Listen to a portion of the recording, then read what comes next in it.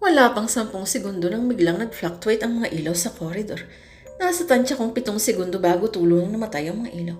Sa mismong pagkamatay ng mga ilaw, ay nadinig ko ang pagsigaw ni Sia sa koridor. Dahil doon ay humangos na pinuntahan ko siya. Pero dahil madilim, ay ginamit ko na lamang ang aking pandinig at pandama para mahanap siya. Sia, mahinang pagtawag ko sa kanya. Niyakap ko naman siya kagad nang nakapako na siya sa dilim. Okay ka lang ba? Umiiyak na sumubsob siya sa aking dibdib bago niya ibinulong sa akin ang I saw someone or something.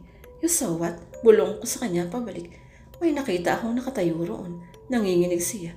Saan doon? Muling nabuhay ang mga ilaw. Nagpalinga-linga kami ni Sia sa magkabilang direksyon ng koridor. Pero wala namang tao roon kundi kami dalawa. Let's get out of here, sabi ko habang kumakala sa kanya para mahawakan ko ang kanyang kaliwang kamay. Hindi naman siya tumutol lang hinila ko na siya papaalis doon.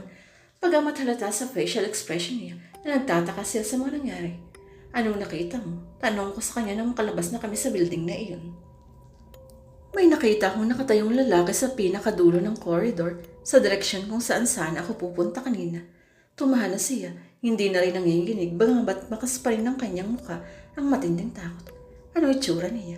Matangkad, balingkinitan. Pero ano? Pero nakakatakot ang mukha niya, maputla at parang naagnas na. Tapos parang may itinuturi siyang classroom sa tapat kung saan ko siya nakitang nakatayo kanina. At pagkatapos bigla na lang namatay ang ilaw. Do you think it means something? Tanong ko sa kanya, ano kaya ang nasa classroom na yun? Tingnan muna ako ni Sia ng mukha bago niya sinabing, don't tell me you want to find out. Hindi ako nagsalita. Nag-gesture lang ako sa kanya na I am considering it. Oh no, I am not coming with you. Mangiyak-iyak na sabi niya. That's okay, sagot ko. Ako na lang. At ako aalis na. Wait lang. Teka Eric, hinawakan niya ang kanang braso ko. Napatingin ako sa pagkakahawak niya. Agad siyang bumitiw nang mapansin niyang nakatingin ako nun. Sige na nga, I'll come with you, pero sandali lang ha. Ngumiti ako sa kanya at hinawakan muli ang kanyang kaliwang kamay. Muli siyang napatingin sa pagkakahawak ko. Bago niya dahan-dahang iniyakat ang kanyang tingin, paitas hanggang sa umantong siya sa aking muka. Nang makita ko nang nakatingin siya sa aking muka, ay sinamanta ko lang ang pagkakataong iyon para kindatan siya at ngitian. Halatang nagulat siya. Pero bago pa siya nakareact, ay hinila ko na ang kanyang kamay upang idampi yun sa aking mga labi. Nakita kong napalunok siya at nanlaki ang mga mata. Halika na, malambing na sambit ko, bago ko siya hinila pabalik sa pinanggalingan naming koridor. Nakabukas naman ang mga ilaw nang magbalik kami roon. Medyo madilim pa rin dahil sa dalang ng nakabukas na ilaw, bagamat hindi na nagka-fluctuate. Aling classroom? Tanong ko sa kanya. Ito ba? Sabay turo sa classroom na hinintuan namin. Oo, bahagyang nakasara ang pinto. Dahan-dahan ko yung itinulak bago kami pumasok. Kinapa ko ang switch sa gilid ng pintuan. Kinalabit yun at bumukas naman kagad ng ilaw. Sinuyod namin ang tingin ng buong paligid ng classroom na iyon. Maalikabok na ang ibabaw ng mga pasimano, lamesa at armchairs. Halatang wala nang gumagamit ng classroom katulad ng iba pang mga silid-aralan sa parteng iyon ng universidad. Ano sa tingin mo ang narito? Bulong ko kay Sia. Hindi sumagot si Sia. Tinignan lamang niya ako at tila natatakot pa rin. Nakayakap siya sa braso ko. Pinagmasdan ko ang pagkakayakap niya sa braso ko. Nang napansin niyang nakatingin ako, bibitaw na sana siyang muli. Napiligilan ko, sige ha. Bago ko ibinulong sa kanya ang mga kata, higpitan mo pa. I like it. Bago ko tiyan naman ang isang mabilis na halik ang kanyang noo. Halatang napanganga siya sa ginawa ko. Nasa kakilagitnaan kami ng pagtitigan nang makarinig kami ng lagabag. Magkasabay kaming napalingon sa isang malaking cabinet na nakatayo sa isang sulok ng classroom. Doon kasi namin nadinig ang kalabog. Nilingon ko sa Sia na napatingin din naman sa akin. Bago namin magkasabay na dahan-dahang nilapitan ang cabinet, Eric, bulong na Sia. Mga ilang hakbang babago kami makarating sa harapan ng cabinet. Natatakot ako. Titingnan lang natin kung ano yun, and then we'll go, okay? Tumango siya, pero mas lalong humigpit naman ang pagkakayakap niya sa akin. Tila nadagdagan naman ang lakas ng pagtibok ng aking puso sa bawat hakbang namin papalapit sa cabinet. Kinakabahan sa kung anong maaari namin makita roon. Natatakot na mayroon nga kaming matatagpuan doon. Sumigaw si Sia matapos naming buksan ang cabinet, habang ako na may natulala lamang sa sobrang gulat dahil sa bagay na bigla na lamang tumumba sa aming gitna. Napabitaw kami ni Sia sa isa't isa. Isa iyong natuyong bangkay ng isang tao. Nakasuot pa ito ng uniformeng panlalaki ng universidad, Kaya't ipinagpalagay ko na lamang na marahil ay isa rin ang bangkay na yun sa mga dating estudyante ng aming paaralan. Nang mahimasmasan na ako sa sobrang pagkagitla, ay kagad kong hinila si Sia at niyakap. Pagkatapos na saka ko siya dali-daling hinila papalabas para ipagbigay alam namin sa kinauukulan ang aming natagpuan. It was an exhausting 3-hour ordeal after that incident. Naraw na yung paulit-ulit kaming tinanong na magkasabay at magkabukot ng iba't ibang investigador mula sa paaralan at sa pulisya. Hindi pa nila natutukoy kung sino ang bangkay na natagpuan namin. Kailangan pa raw kasi nilang ipaimbestigahan ang bangkay na yun sa mga forensic experts. Sa ngayon, Sia and I were both excused from all classes because of that. Pero dahil din doon, ay maaga kaming pinauwi. I'll take you home. Alok ko sa kanya. It's too early. 3:15 pa lang. Ayoko pang umuwi. Sa library na lang muna ako magpapalipas ng oras. Sige. Akmang tatalikod na siya sa akin. Pero napigilan ko siya. Sandali lang siya. Pwede ba tayong mag-usap? Tungkol saan? Hindi siya makatingin sa akin. Alam mo na kung tungkol saan. Sa ibang araw na lang, Eric. Sige, aalis na ako. Akmang aalis na ulit siya pero napigilan ko rin naman siya muli. Talk to me, please. Hinihila ko siya papalapit sa akin. Kahit sandali lang. Matagal siyang hindi nakakibo bago niya sinaging, if you really insist, habang pilit inaayos ang kanyang sarili, I really like an expensive drink downtown. Napangiti ako. Like how expensive the drinks would be. So expensive that it is worth your 3 months allowance. Papangiti na siya ng bagay. Are we talking about hard drinks here? Nakabungis-ngis ako. Are you of the legal age? I'm 19. How about you? Nakabungis-ngis na rin siya.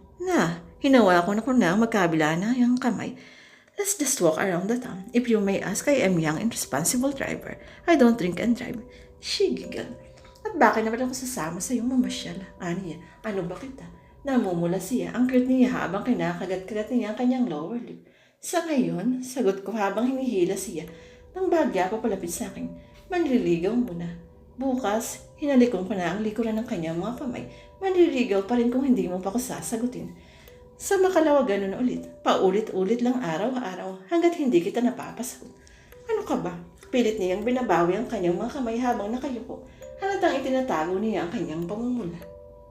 Kung pinagtitripan mo lang ako, tigilan mo na. Dahil hindi ka na nakakatawa. Hindi siya makatingin. Mamaya niyan, mamisinterpret na naman kita.